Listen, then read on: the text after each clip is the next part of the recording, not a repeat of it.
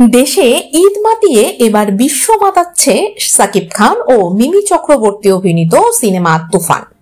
বাংলাদেশ ছাড়িয়ে Dubai, Bahrain, Australia, America, Canada, Singapore সহ 17টি দেশে সাফল্যের সঙ্গে চলছে রায়হান রাফি পরিচালিত তুফান। এখানেই থেমে নেই। তুমুল উন্মাদনার মধ্যে শুক্রবার তুফান মুক্তি পেল ভারতে। জানা গেছে সেখানকার 40টির মতো সিনেমা হলে চলছে ব্লকবাস্টার হিট এ ছবি। মুক্তির আগে ব্যাপক প্রচারণা চালানো হয়। শহরের বড় বড় বিলবোর্ড থেকে মেট্রো রেল সবখানে তুফানের উপস্থিতি দেখা যায়।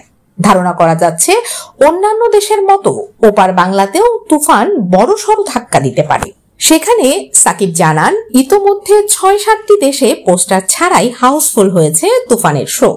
ইংল্যান্ডে বিভিন্ন আন্তর্জাতিক মানের ছবির তালিকায় সেরা 4-এ চলে এসেছে বাংলা সিনেমা। নায়কের কথা এটাই প্রমাণ করে আমাদের বাংলা সিনেমা কতটা এগিয়ে যাচ্ছে।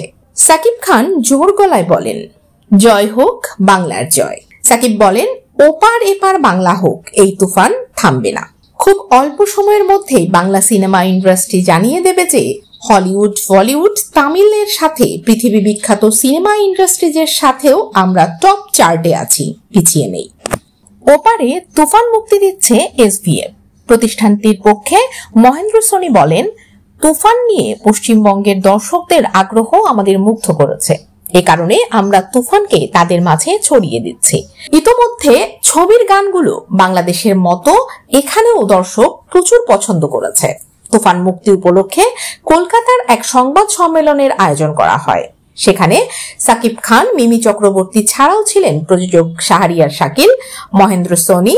সংবাদ সম্মেলনে ওপারের গণমাধ্যম কর্মীরা সাকিবকে পেয়ে ঝেঁকে ধরেন।